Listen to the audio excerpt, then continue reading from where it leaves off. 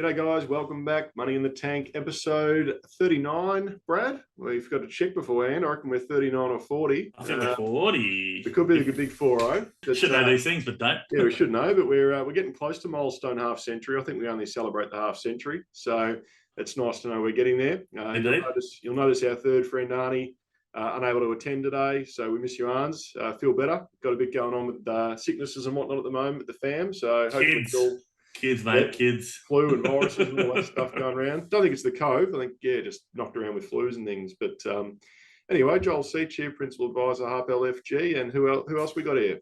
Brad Tabone, generalist and kind of startup guy. There you go. So we still have to do a podcast on startup stuff with you, Brad. So we're looking forward to doing that one down the track. But we did promise something positive. Well, I mean, startup's going to be positive, but positive, absolutely. So this one's going to be positive as well, John. Let's start with some positive quotes. So today on the podcast, we've got obviously yours and truly Rifkin's rules.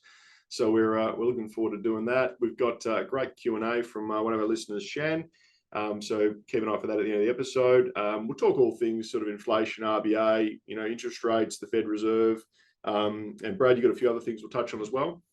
Yeah. So just touching on, I guess, we spoke about in the last episode around Sri Lanka, and hopefully, those that kind of watched it learnt something new. But, we've talked about a couple of storm clouds, I guess. Right. And I thought today we would focus on the positives are out there, because it's not always what the mainstream media and the rest of it. Bit of glass half full today. Bit of glass half full today, I thought. Yeah, we promised that we would, and I thought we'd deliver on it, right? And we'll speak about crypto and stuff, and Let's do it. So without further ado, into Riv. So haven't got the book today, so we're working off Google, but we've got a couple of good ones. So down the bottom here, I've got two that I'd like to read. I think one I might have read before, but the second one I don't think I have is You've got to enjoy it. I recommend you start trying to enjoy it. It's all fun. So I think that's kind of talking about life and the journey and investing and just, what you're doing day to day. If you're not enjoying it, then, is there a rhyme and a reason around doing it? So just keep that in mind. I think it's not a bad one. I was just out for brunch or lunch with a friend I haven't caught up with about a year, and we're talking about just the same thing, which is like, if you're not in, there's going to be ups and downs. And we're just talking about kind of like everything goes up, everything goes down in life. And so, the downs kind of let you know when you're up, right? So yeah, and if you're not enjoying the journey, then I think adjust. You need to adjust. You're too hell-bent on riding the wave of the ups and downs rather than just accepting it for what it is. And things go up, and it doesn't matter in life and financial. The journey of life. It's exactly. Of life. It's not look at us being all philosophical. Riv can be so philosophical. I don't mind that one from Riv, but it's not necessarily about the destination. It's about the journey getting you there. Correct. So it's a big part of it. But anyway, so yeah, that was Riv today, and I guess in terms of covering. Oh, that one. Sorry to cut in, but we in kind of Hammertech, kind of over the last 8 years, we call it the roller coaster of love. And so, like, one day you can be like landing a massive contract, and you're just like. And the next day, like, something happens internally, or a client says this, and you're like bottom and then up and down. It's a roller coaster. And if you kind of don't enjoy the roller coaster of love, then probably startup world isn't for you, right? You got to enjoy the journey, because it's ups and downs all the time. So just accepting it for what it is, because you could look back in, 40 years time when you're 80 and think, well, I spent the whole time being anxious and nervous and worrying, but those things are sometimes out of your control when it comes to investing. And if you let them control what you actually end up doing, how much you enjoy it, then you miss the fun, right? And I look back and go, and like, sometimes everyone knows it, your war stories in life, or the worst moments is like what you generally, when you catch up with mates or friends and family and you're talking about stuff, you talk about the good things, but it's generally the funny stuff in life or the interesting stuff is when it goes wrong. So yeah, absolutely. So there you go. Yeah, you guys get philosophical stuff today for free. So well done to that. Well done. And touching on, I guess, some of the things that have happened this week. So obviously inflation's probably front and center for everything at the moment. So we'd love to touch on that and talk to that a little bit, talking about the Fed Reserve as well. So the American version of the Reserve Bank. So their central bank. So they've raised rates 75 basis points, which is what we expected to occur. The RBA in Australia is due to meet next week, I believe, first Tuesday of the month. So the consensus looks like they'll raise another 0.5%, which seems to be the sort of standard procedure at the moment. So Yeah, and inflation numbers. And they're under the watch at the moment. They're feeling the pressure of their decisions, and rightly so. Yeah. I mean, I've been you would have, if you jump back to an episode, I shared it with the boys. If you jump back to episodes like September, August last year, I think I was ultra, let's just say, negative on the RBA and their non-movement and the rest of it. But I mean, they're responsible for keeping inflation in line and keeping jobs and the economy straight, right? And they've kind of made a misstep. And it's good to see the Australian kind of go, even though they're independent, it's good to see that the Australian government is kind of going, okay, well, we've got to do a bit of review. It's their one main job, and the most important thing, or one of, is interest rates and inflation. You don't want either to get out of hand, and that's literally their job. Yeah. So now we're seeing the interest rates come up again and get back to probably where they were about 2019. Once this next 50 basis points looks like it'll come in August, and then people starting to feel it with mortgages, but. Interestingly enough, and I'll go through a few stats today in the pod, but I think I read the other day it's only about 30% of people in Australia actually have mortgages. So the media will make it out like 100% of people have mortgages, but it's not necessarily the case. People have kept their repayments quite high because interest rates are at an all-time low. So they are building it back in to battle inflation and try to tame it, and they're giving themselves as well some wiggle room for hopefully in the future, when the inflation rate does settle down a bit and real wages rise, that they're able to adjust potentially back again interest rates if they have to raise them a bit more heavily now to try to battle inflation. Because as we've spoken about previous episodes, Sri Lanka and Turkey, Brad, you sent a pretty cool video through on Turkey, and when inflation's rife and it's rampaging through, it's not a fun place to be. It's not a place that you want to be in terms of certainty, because it provides none, and it's no way to really operate. You just live in the moment, right? So I think the inflation numbers came out in Australia this week, so they look like they're about 6.1%. The RBA looks like they're predicting them to peak at around December, towards the end of the year at high sevens, I believe. Maybe it was a touch under what they expected it to potentially do. But interestingly enough, there's a snippet I heard before, which was non-discretionary inflation is actually a bit higher at the moment. So when we talk about discretionary and non-discretionary items, discretionary stuff is your shoes and you're going out and you're buying, or girls are probably, girls and guys, I'll throw myself in there. Just discretionary shoes or whatnot is a non-discretionary, you have to have them. But non-discretionary items and discretionary items. So non-discretionary, which is your food, your groceries, petrol, bills and whatnot, that's probably sitting at the moment to mid to high sevens. So we're probably feeling it a lot more at the moment, because those things you can't really avoid to have to spend money on. So, and real wage growth isn't there as yet. Yes, it has had a bit of growth, but comparing it to what you're spending on your 2.4%. Comparing it to what you're spending on your non-discretionary items, you're actually backwards still about 5. So, and I mean, if you look at the way that these buckets are put together and the weightings that are given to each category and the rest of it, sometimes, in my opinion, they miss sometimes what the everyday person's amount of money they spend on certain things when they're given the weightings to petrol and food and the rest of it, the indexing. And so, it could even be higher, right? It might even be, I think it's more closer to more 10, in my opinion. And so when you look at real wage growth and the rest of it, you're like 7-8% under if you've lost over the last year, right? And that's real. Yep. And they feel like it's going to take a good year or so for inflation to peg back, but also the real wage growth to catch back up to it, so that by, I think they said 2023, 24, latest one was 2024. That it's going to start to level out again as to where they want it to be. So, it's going to be some short-term pain for hopefully medium to long-term gain. And I guess coming on before this pod today, we were chatting about, talking about a glass half full type environment, and the modern way is to focus on the now and focus on the current and the present, and get caught up in big headlines and big catchphrases, where the art of successful wealth creation and investing over time is not to make significantly rash decisions and get emotional like the roller coaster we spoke about earlier, but it's seeing it for what it is for the current environment that we're in, and focusing more on that medium to long term, to know that yes, we're going through a pretty rough patch at the moment. Inflation's, caught a bit, and the interest rates are ramping up. So there's a little bit of pain about there, but generally speaking, the economy, and, you spoke about recessions before, but, the economy will recover. Companies make money. People, go out and earn money. Things will recover and things will pick back up again. And as you mentioned before, the market and everything is quite predictive in terms of how it sees what's happening. So, this sort of stuff, the market probably started to see this happening, which is why the first part of the year has been a bit of a shaky, rocky part. But now they'll start to look ahead and they'll start to say, okay, well, how does the recovery look once inflation, being all things being equal and well, does start to subside and come off again? How does the market recover from that? Correct. And I think that it's a really important point, because people probably wondered why, we're now at high inflation, right? 6 months ago, 7, 8 months ago, the inflation rate wasn't necessarily what it can calculate as today.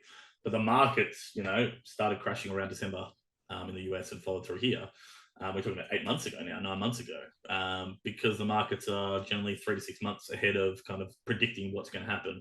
And they started punishing the economies that weren't raising rates because they saw that inflation was getting out of hand or would be getting out of hand, and made a bet on that. But then when things start to kind of, as we saw even just the other day, when the Fed raised by 75 points, and 75 points is a big jump, right? But it was in line with what the market expected, what the market had been banking in. The Fed made some comments around, okay, we might start it's kind of getting to that point of waiting and seeing. And they said that before. They said they were going to do 3-4 big ones, and they're probably going to raise rates out to the end of the year. But they're also going to start just, maybe slowing it down, having a look at where inflation is. Maybe inflation's reaching kind of its peak number.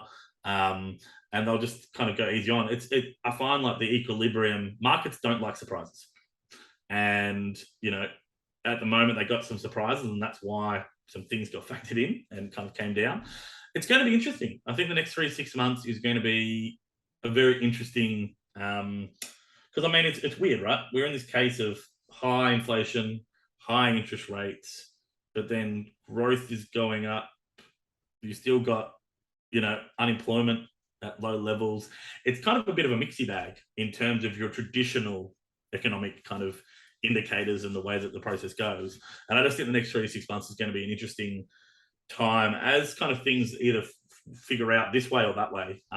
Is inflation going to keep going? And do we need, is it going to take more and more interest rates to actually bring it under control? Or as supply issues start to kind of, because I've been reading some articles over the last couple of weeks and saying businesses and the world isn't standing still around the supply things, talking about all the new, record number of ships being ordered, record number of new containers being ordered, new supply routes being made, changes to countries where they get their resources from due to some of the, stuff going on around the world. We sometimes kind of, like you said, get caught up in the current day and forget that, these businesses and governments and stuff are working through the problems. And sometimes it's like during the good times, we don't put enough, in my opinion, during the good times, we don't question enough. But then during the bad times, sometimes we question too much and don't believe in anything good. And we get caught up in the storms. And so I just think, for me personally, the next 3 to 6 months is going to be really, really interesting. I hope to see personally interest rates continuing to probably go up, but in an orderly fashion, and any kind of initial good signs of inflation not to be over celebrated, because there are, inventories are at all-time high, so that's kind of could cause some deflationary pressure from prices being dropped to get rid of that inventory. There's certain things that kind of we'll wait and see. I just hope that central banks around the world don't flip-flop around. They kind of get inflation under control, feel a bit of pain, and we get back to things as soon as possible, rather than trying to kind of balance it out too much. And the other thing I think that's magnified, these issues and intensified the inflation run is the supply chain issues that, 100%. Have been spoken about, with China's lockdowns and the Russia-Ukraine conflict. We've got these, this bad environment for inflation already, and then you add to that supply chain shortages and issues, and it just creates that very, very tight supply issue, which then forces and pushes the cost of goods to go up. So I think that'll be another big portion of the story to see, not just interest rate rises, but how that supply chain inevitably opens up. And that's what I was talking about. Over the next 3-6 months, like, I mean, the supply chain stuff is going to be, you know, they've been trying this for a couple of years now and coming up with new routes. And we're starting to see the fruits of the decisions, because the supply and infrastructure and these sort of things take a while to get sorted out, right? It's not an overnight thing. And I just think the next 6 months, like I said, with record ships and record containers and the rest of it, as China opens back up and, you know, doesn't have the COVID zero policy, as these new ships, as the new containers get on new routes, you will start seeing the impact of what the logistics and supply stuff that's been having on inflation, hopefully over the next 3, 6, 12 months, start to come off, and we get a real understanding of inflation rather than this kind of mixy bag of all different things causing inflation. Yeah, because there's a bit of an argument to say, is it just, you know, low interest rates? Is it pumping money into the economy? Is it, you know, quantitative easing in America? But, you know, they've been doing that for 10 years and it hasn't caused... It's a mixy bag. Yeah, it hasn't caused significant inflation. It's really come to a head off the back of a COVID worldwide phenomenon, lockdown, you know, and then these supply chain issues, which we spoke about, and these issues at ports and whatnot, these blockages.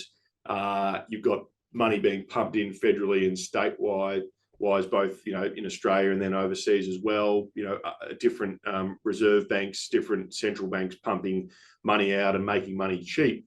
I think it's all that concoction added to, you know, Ukraine. Then you add in Ukraine and Russia, right? And so, and then, like, you know, some deglobalization.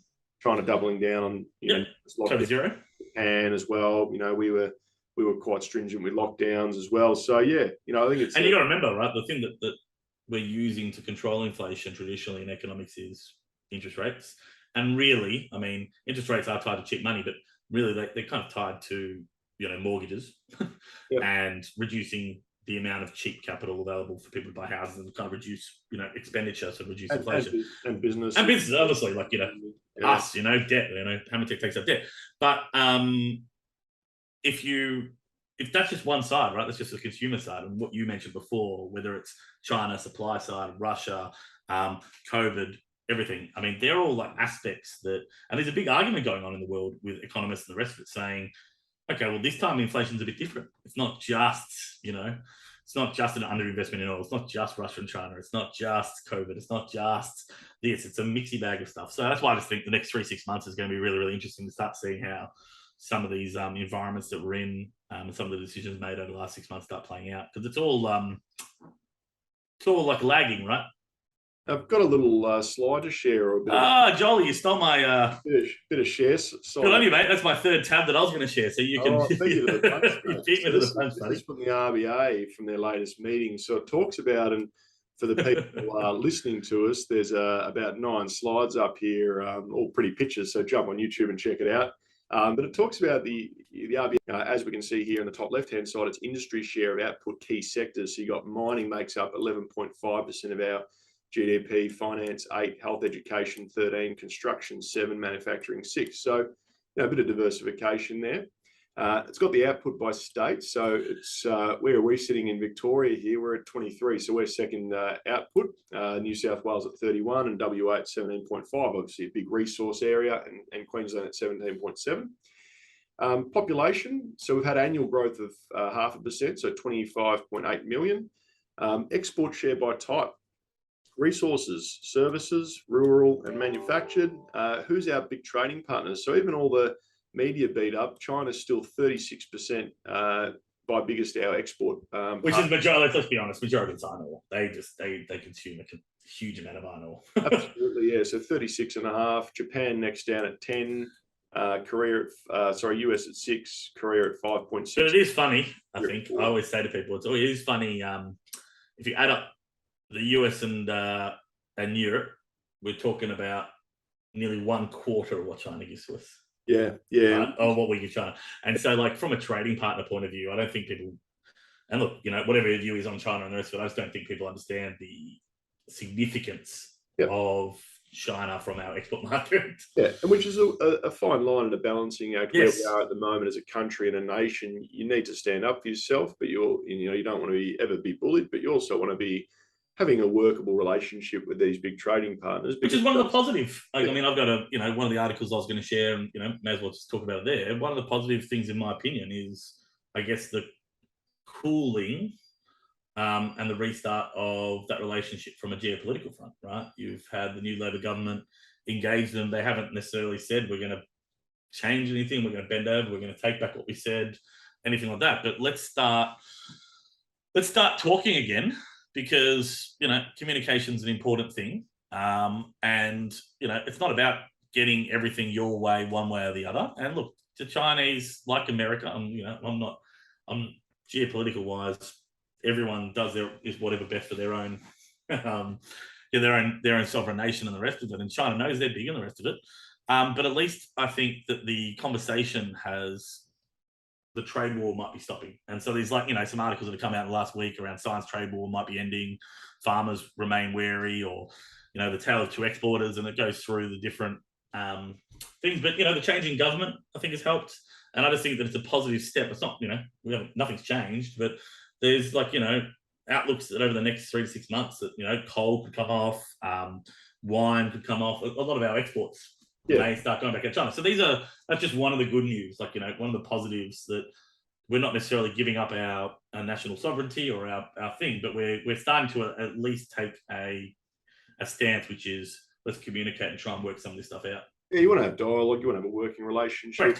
You don't want to be obviously get pushed around. You need to stand up for yourself, you don't want to take the other side of it with you, which is just kind of like, well, we say it's all our way or the highway. So yeah, exactly. And you got to be mindful of your assets you have in your country, and you look at sort of a scenario like Sri Lanka, and how a lot of their assets been bought up. You don't want to be in a position like that. So.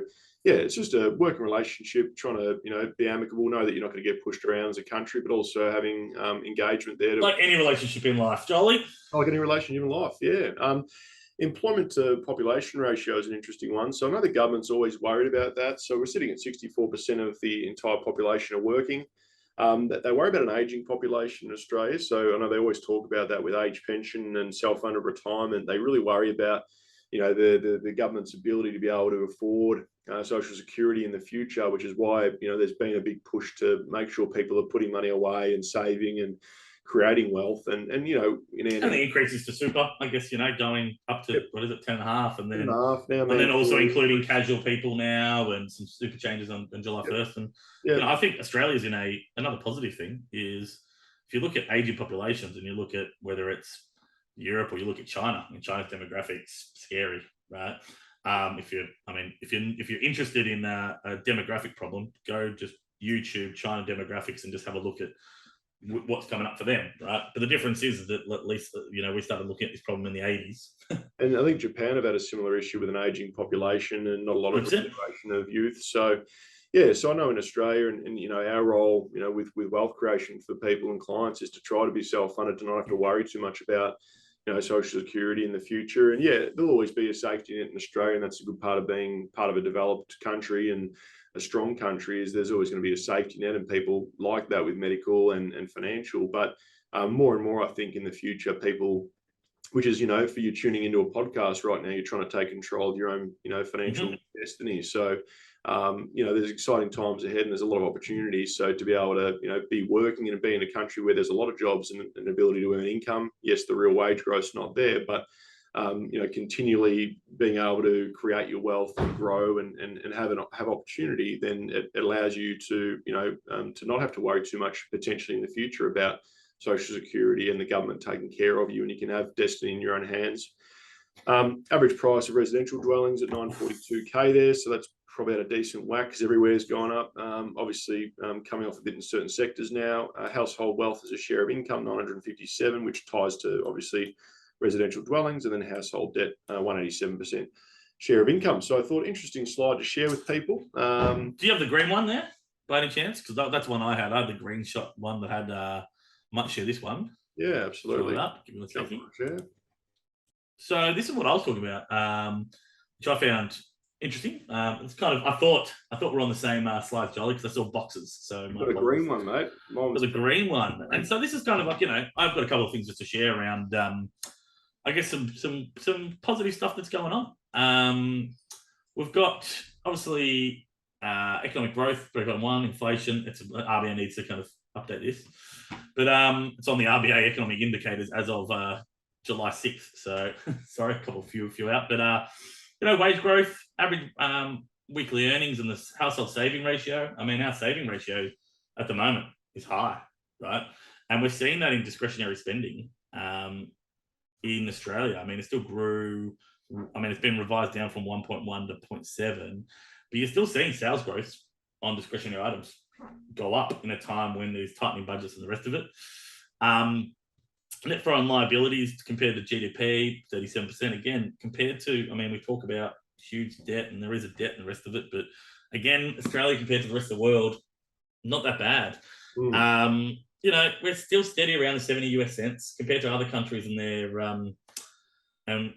I guess their FX issues they're having with the US at the moment. I mean, you look at the euro and stuff like that. I mean, the pound. Australia's we're still near. I mean, 72 cents I think is the average over the last 30 years, and we're sitting 70. And so when you're just looking at like unemployment rate, our household savings stuff, yes, wage growth isn't equal inflation. We're losing out there, but we're still growing as a country in economic growth. It's not. I'm a very person that likes to kind of look at all the canaries in the coal mine, but then when you do step back and you look at the health of the economy and you compare it to, I guess, what the mainstream media is saying, and yes, there might be some more pain ahead, and for the next couple of years until things level out until 2024, you have to say like Australia is in a pretty good position compared to a lot of other places around the world. And so that's just one thing that I guess I wanted to at least point out, because look, it got pointed out to me. I was listening to the CEO of NAB a couple of weeks ago, and he kind of got up and said, hey, like, just give the Australian economy a little bit more of a, not so much of a beat up, because we're not, like, sometimes when you get in the mentality of just focusing on the bad and the negative, what's coming, you forget kind of where you are. And sometimes that psychology does play into things. So I just wanted to kind of, and I respected kind of him calling that out, because I was one of those people, right? And I still do believe in a lot of things, but at the same time, you can't ignore facts. So that's you can go down a rabbit warren, and you can get you look up a certain article on social media, and then the way the algorithms work with socials is it'll keep feeding you that stuff to sort of push the narrative, and then that's all you see. So then your mind subconsciously thinks, well, that must be all that's happening. Whereas when you take a greater perspective and look out and look at the periphery of things, it's actually not necessarily all that it seems, all it's made out to be. And that goes both ways, right? So, again, I mentioned back in kind of August, July last year, I was calling out a couple of things ahead of time. And, I get stuff right and stuff wrong.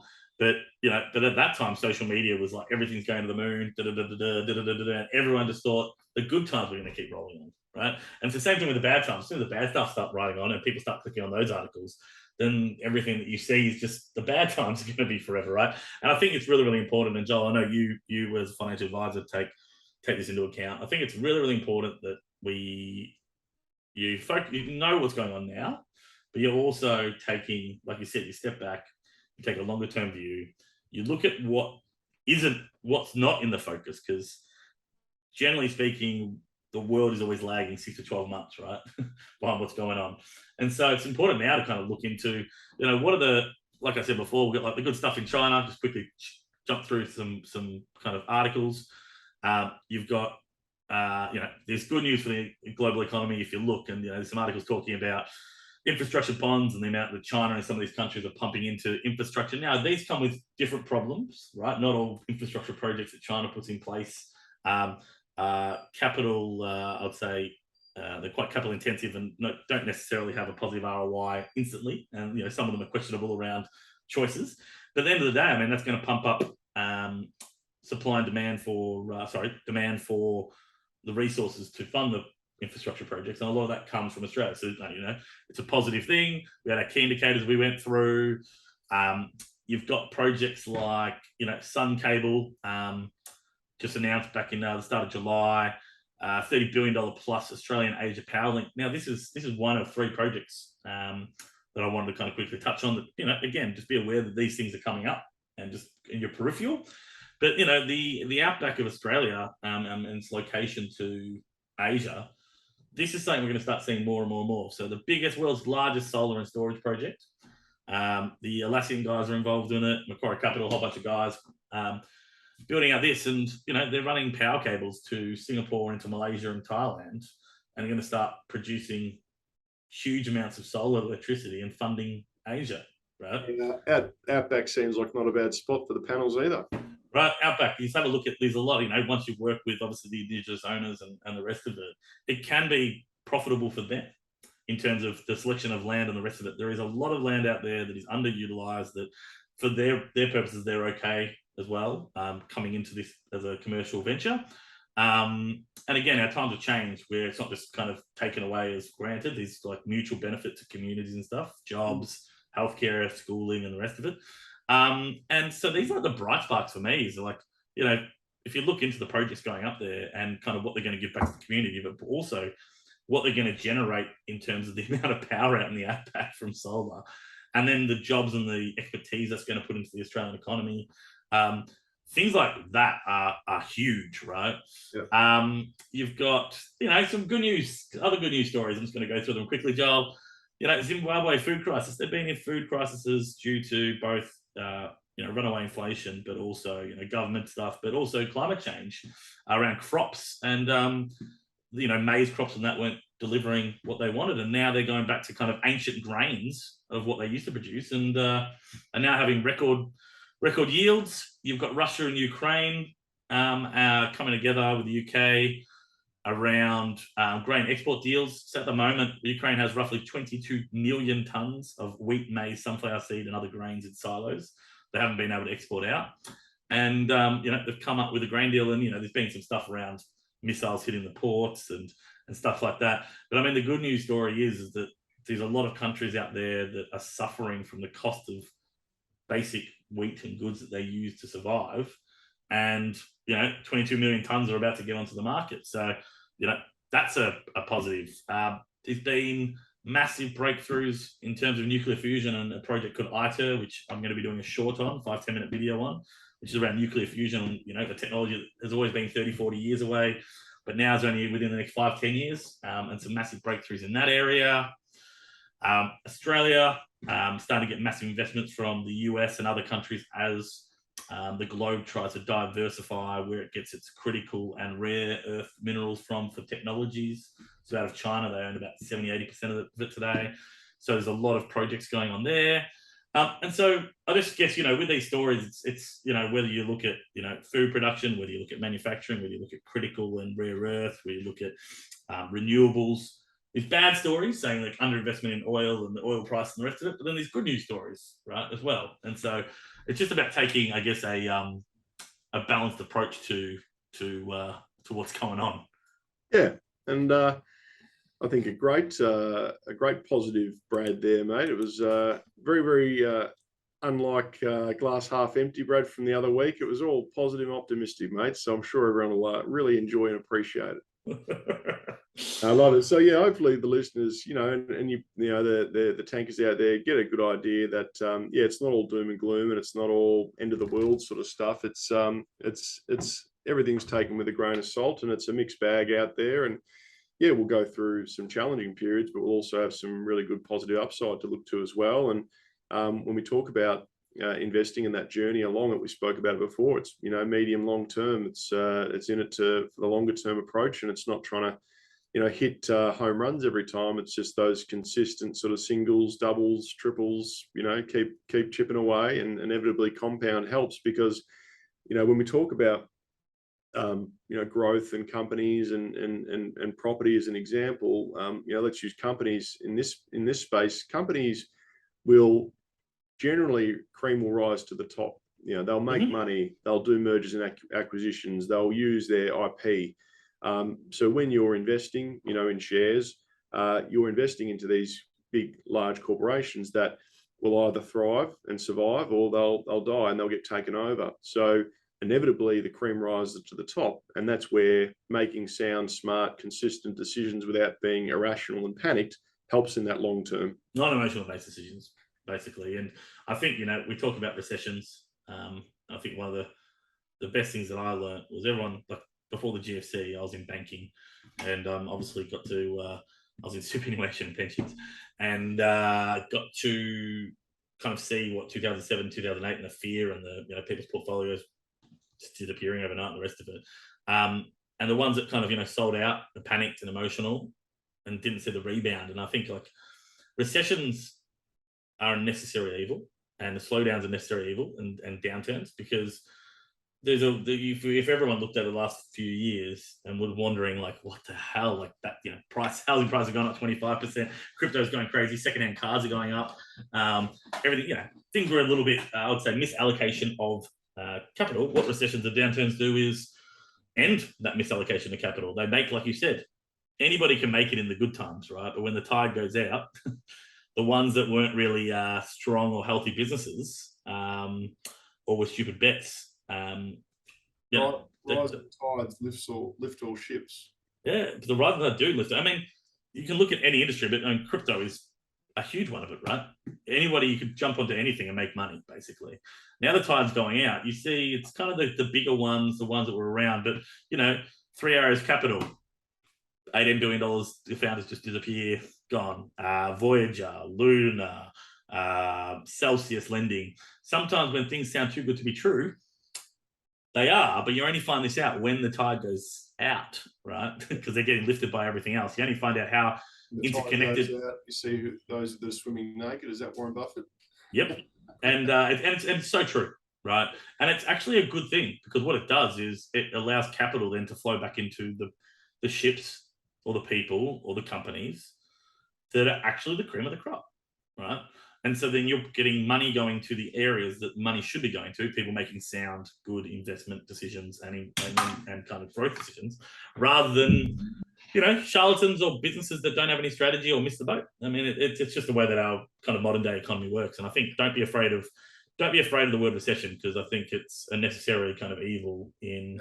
And that's what you'll see with the property market correction, so to speak. They're talking about things going backwards everywhere. It's not the case. There's sections that are going backwards, but then there's a lot of sections that aren't. But you'll see builders that will go under, and that's just due to potentially a tough business model, that inflation's hit them too hard and they haven't been able to cope, and then someone else will take it over and do a better job and make it more efficient, and that's just going to be part of it, and that'll open up supply chains, and it'll even out, you get a bit of an equilibrium of demand supply for building inputs too. So I can sort of refer to a lot of different industries. Construction is the best kind of boom bust industry there is. I mean, we're in construction at Hammertech. All our clients are general contractors and builders and big kind of subcontractors, and ProBuild was a client. And I mean, construction during the good times, the companies that were bidding for jobs that weren't profitable, and just trying to get jobs. Yeah, and you see you see it during the good times. They're not going bust, right? But they're not making money. I mean, there's companies out there that were literally clients of ours that were doing $3 to $10 billion a year in construction and weren't turning profits, right? If you can't turn a profit during the good times, what do you think is going to happen during the bad times? And then the companies that were just happy to miss out on projects because it didn't fit their model, they weren't going to be profitable, they're still around happily. And you see what happens, Joel. People will buy up the projects, like, for instance, ProBuild, the biggest kind of construction company in Australia, went bankrupt. You had like Roberts out of Sydney, ex-multiplex family owner. And, they came into the market only about 4 years ago in Sydney, after kind of staying on the sidelines for a while. Roberts pitched Rodney, and then just became Roberts. And, they came down and looked at all the assets of ProBuild and went, your Victorian assets are still viable. We'll snap up those, but we're not touching the other ones, right? And so this is just what happens. Reallocation of capital to the ones that actually are making sound decisions. Yeah, and there's a lot of those bigger building companies that rely on scale and tighter margins, and that's the reason we've seen, for the listeners out there, you've seen some of this squeeze, because they factored in their margin into the cost at the time of doing the quotes or the builds or engaging, and then these inflation measures have kicked in and these input costs have just rise dramatically, and it's chewed up their margins, so that they end up operating, if they were to complete the job, at a loss. And that's where some of these builders have really struggled, and there'll probably be a few more that'll still come unstuck. We had Caden as a developer. I mean, if I asked you, Joel, what do you think is the average to good return percentage-wise on a big commercial building or job? Well, I believe that an acceptable margin they try to work on is 20-25% as profit margin. A lot less. So that's subcontractors. So your subcontractors, your big kind of like aircon people, or your structural people, your subcontractors will aim for 20-25%. Your general contractors, so your builders that you see out there, your pro builds, your Hutchies, your Icons, all that kind of stuff, anywhere between 1 to 5%. Yeah, tight margins. Tight. So if you're making 3 to 5% as a commercial builder, you are killing it. In the US, they do self-insurance, and that's where they make half their profit out of making subcontractors pay insurance and then underwriting and reselling insurance. But in the Australian market, where that stuff is kind of state-based, I mean, a good general contractor that, you see these huge buildings going up 70 floors, like the 108 and stuff. If they're making 3% on that building, that means they've done a very, very good job. Your subcontractors obviously are more, they've got more risk, so they need higher amounts, like your 20%. I was probably coming at it from a developer margin in terms of developer margin. No, your developer margin is big as well. But people hear about construction companies going bankrupt and wondering how this can happen. I mean, their margins are tight. Yeah. So interesting times ahead. But look, we could probably start towards our Q&A now. That's good, mate. And the Q&A is a good one, timely one from one of our listeners, Shandog. So thanks for hitting us up, Shan. And usually we have Arnie here to where to get us at, but get us at all the socials. So you can write in the comments on YouTube, like and subscribe, hit us up. Facebook, Instagram, everything. All the work. So hit us up. We love the questions and keep them coming in. They're great. Feel free to share it with friends and family. So if you're finding some of these topics interesting, I mean, we all say, we all do it just to kind of, we find it interesting to catch up as mates and talk about stuff, but also give back some of our kind of knowledge. And so feel free to speak to topics. Shan did mention that he started back from the start of when the pod was probably almost 40 episodes ago now. So we started off with a lot of fundamental stuff and talking about investing and just sort of our journeys and whatnot. So feel free to go back and listen to those because they'll be insightful and you'll pick up some of the fundamental early stuff. So I think it's quite helpful in that regard to learn a bit about that as well. So go back to those early episodes and check them out. And if you've got any topics that you see in those episodes, you want either a refresh or a specific kind of like 5-10 minute kind of update, or 5-10 minutes talking about a specific topic, please just let us know. So the question from Shandog was a really good one. So I guess in terms of it, the question is: say we've got a bit of cash from either a sale of a car or an inheritance. What would be more advantageous, to put the cash into a mortgage offset account and have it knock a chunk of interest off the loan and double down as a bit of a rainy day fund, or invest it in stocks and let it work towards growth? Keep up the good work, keep crushing it, Kings, and also. For Jolie, spoons in the middle. So that'll refer back to an early 50-50 we did as to where spoons, forks, and knives are in the drawer. And I grew up in a family where my spoons were in the middle and knives were on the right and forks were on the left. But since I moved in with Erin many, many years ago now, it's changed on me and it's now knives on the right, forks in the middle, and spoons on the left. And I'm not joking. I grew up like you, and when I moved in with Amy, 7 years ago, it's now like forks in the middle, and it's just So Shandog's got spoons in the middle, which I really appreciated. Yeah, so do I. So good on you for staying strong with it, Shan, and keeping talking about the important things here. Bringing that into your new house, mate. So that's very important, 50-50, which we'll come to that in a second. I've got a good one for today. So that was the question. So Joel is a financial advisor, general in nature. General in nature, as always. We're always general in nature on this, and it's educational purposes. Go seek your own personal financial advice in your situation. But look, I think you probably hit one of the points in there is rainy day fund and emergency fund. You probably want to isolate that, and if you can run a couple of offsets, it's quite helpful. Most mortgage institutions allow you to run a couple of offset accounts and potentially to label those. So you want to have your kind of rainy day emergency fund, which is your pressing case of emergency. And usually, when we chat to clients, depending on the client, it might be 3 months, 6 months worth of income in there. That if something, the proverbial shit was to hit the fan, you've got that money there, the drop of a hat, to replace 6 months worth of your income. Once you start getting past that point, you start to sort of say, okay, what's the cost to benefit of doing it, putting it in there, as opposed to allocating that out into a portfolio or allocating that into super or property or whatnot. So I think you want to get your comfort levels right of having that rainy day fund, having your bad debts cleared and your cash flow working well. Once you start to go on top of that, it starts to be kind of it starts to be maybe potentially a little bit overkill in terms of putting it there. Interest rates are going up, but they're not, that high just yet. I think opportunity cost, right, is an important thing. Yeah. To at that point, because I mean, by my entry, it's exactly the same as you, Joel, which is ensure that. I mean, I think also the times. So I think everyone, you never know what's going to happen. So I think a rainy day fund in 6 months is just something critical that if you're able to have that and build that up, it gives you then the ability to make non-emotional decisions, right? Because you can be a little bit more strategic around, okay, where best to put the rest of my money to get returns. And I mean, obviously, age, your risk tolerance, what your investment goals are, what are you trying to build wealth for? Is it for the future? Is it for short term? Is it for goals? Is it for, is it for getting a housing deposit? I, again, don't know what kind of the goals are around it. But I mean, for me, it'd be definitely 6 months rainy day fund. And then it's just looking at the, I guess, current market, where interest rates are at the moment, where, so what that offset will be saving you. I guess where investments are in the cycle. And again, like, Joel will probably say, it's never a good time or bad time to start stuff, but because there's going to be, no one can pick where the market's going, really, let's be honest.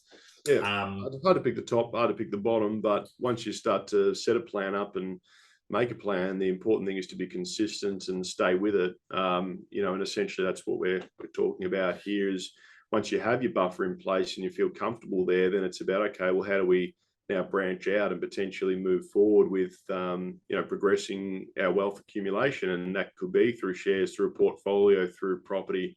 And the opportunity cost that Brad mentioned before is to not doing something as opposed to doing something, whether you're in your 20s, 30s, 40s, or 50s, leading into that kind of retirement age. So that's where you've got decisions to make. As long as you've got a good backup plan, a good wealth stock, good foundation, something that I don't know if I've ever mentioned before, but it's no good creating a wealth plan without some protection. So we talk about bank account protection, but also protection on your income too, especially if you're in your 20s, 30s, and 40s. That's going to be your lifeblood of your wealth creation. Also, I think income protection, critical illness. I think there's a couple of, and it's cheap, right? I mean, insurances at our age, they're not too bad. It's not too bad, right? And compared to what you lose if you lose that. So let's say someone earning 100 grand a year, whatever average income or above average income, you got 30 years worth of working life left. That's 3 million without counting inflation, probably 4 with inflation. That's a big asset to lose if something happens. So, but also who in your family, if you are the joint capital earners, if you're the main capital earner, I think you've got to look at your risk profile and say, okay, income protection, critical illness, and I mean, I'm a big fan of income protection, critical illness, and TPD, to be honest. Get personal advice around that. And of course, general nature. But look, in my 30s, I'll be making sure I've got 6 months. If I'm in my 30s, I think 6 months on the side. And then I think, where the markets are at the moment, make a decision and go, okay, well, I'm going to start, averaging in on a regular basis into whatever, strategy you believe in the market. I think is not necessarily, we've come off, right? So we're not saying the markets don't have further time to go down or what's going to happen, but we are off, if we're looking at equity markets, we are off all-time highs and quite considerably. And so, and I guess the reason we sort of say, averaging in and long-term approach is when you sort of look at your different asset classes, you got your cash, which historically is one of the lower returning asset classes, which inevitably putting your money in offset does offset that interest rate, whether it be, low or, we're at a low point at the moment or rise up a little bit. And then as you take on more risk, you start to increase your potential risk versus also return. So, when we say allocating, let's say an extra 10 grand in your offset, you might be offsetting 3.5% in the current interest rate environment on your loan. If you were to allocate that out to shares, you might average an outcome of 8 or 9, 10% over a period of time. Whereas the offset on that money sitting in the bank account may only do half that. So that's sort of where we talk about risk versus return and opportunity cost. But and also where age comes into things, Jolly. I think age as well. If I'm in my 20s or 30s, I'm probably a lot more tolerant to risk because I'm taking a longer term view. Got a long time ahead of you, and that's what we've spoken about, I think, before super and whatnot. It's a long term thing, and as you progress through life, that potentially changes. But it also, people that understand growth assets, a lot of people will hold growth assets in retirement as well, and have that as a large part of their portfolio because they know companies do well. But anyway, that was a great question, Shan. So feel free to reach out if we didn't answer it the way you wanted it and you wanted a bit more information or you wanted something. And look, if you wanted just some YOLO specifics around kind of less broad and more kind of what would you do specifically, just let us know. Seek personal advice. Of course. We're only general in nature. We can only go general in these conversations, but appreciate the question. So yeah, in terms of 50-50 topic this week, Brad, had a thought before in terms of, I was thinking of streaming services and preference of streaming service, but I thought I'll dig in a little bit deeper. And the reason we do 50-50, guys, is what's your choices? There's many different investment opportunities out there and there's many different life choices out there. So the reason we talk about that is because you can make your own choice and your own destiny. So I thought streaming services, but I thought, if you could only do one thing over the space of, let's say, it's hard to equate them, but if you were only able to choose one, would you choose a really, really good movie or a really good series to watch? And let's keep the time frame the same. So let's say a really good, 2 movies. It's really good 2 movies. So let's say 4 hours, or a really good packaged series for 4 hours worth. Series for me. Series man. Yep, series man. We had less choices in the past. Things like The Wire. And those sort of kind of, TV shows that were ahead of their time. Entourage? Entourage, mate. I still haven't watched Entourage. What? Still haven't watched it. Dude. Okay. I mean, I did my second run through of it. But, your classics like, The Wire and stuff like that, or Entourage, I mean, they were kind of ahead of their time. But in today's day and age, I mean, the amount of money going into the quality of some of the TV shows. Now, it is producing some horrible stuff, but, I mean, you get a stellar quality TV show where they're able to tell a story over, let's just say you watch 2 movies a week or a TV series somehow, like 8 episodes. I'll be going TV series. There you go. Yeah, I'm a movie guy. I just like in, out, done, story, start to end. It's you get everything in one. Ready to rock and roll. So give me two good movies any day of the week. I'm wrapped. But no, I agree with you. There's a lot of good series out there, but just I don't know. No, mate. It's like 50-50, right? 50-50. Good stuff, guys. Well, thanks, Brad. Appreciate the catch up, mate. Arnie, good as always. We'll see you next week. And sorry for missing last week, guys. But we'll be back regular this upcoming Thursday. We'll do a recording. So today is a Friday. And we'll catch you guys regularly. Friday 29th. So keep those questions coming in and let us know what you want to hear about. Catch you all. Peace out. Bye.